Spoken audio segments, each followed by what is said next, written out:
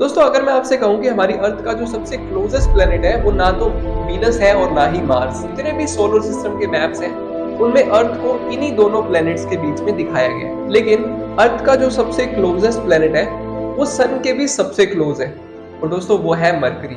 अब ये कैसे पॉसिबल है आइए जानते हैं। दोस्तों हम जानते हैं कि जो प्लैनेट्स हैं वो सन के अराउंड एक इलिप्स बनाते हैं जिसका प्लेन भी सेम नहीं होता। अब इसी वजह से वीनस अर्थ के सबसे क्लोज तो होता है लेकिन 1.5 साल में एक बार, और इसी तरीके से मार्स भी अर्थ के क्लोज होता है लेकिन 2 साल में एक बार। और क्योंकि मरकरी का जो ऑर्बिट है वो सबसे छोटा है इसीलिए वो अर्थ के सबसे क्लोज रहता है एंटायर ईयर। अब ना सिर्फ मरकरी अर्थ के सबसे क्लोज है बल्कि वो वीनस के भी सबसे क्लोज है। अब ये बात तो बहुत सिंपल हुई क्योंकि वो वीनस के जस्ट नेक्स्ट में है, लेकिन वो मार्स के भी सबसे क्लोज होता है। अब अगर आप इनके ऑर्बिट्स को ट्रैक करो तब आपको समझ आएगा कि जो मरकरी है वो अर्थ, वीनस और मार्स इन तीनों प्लेनेट का सबसे क्लोजेस्ट है।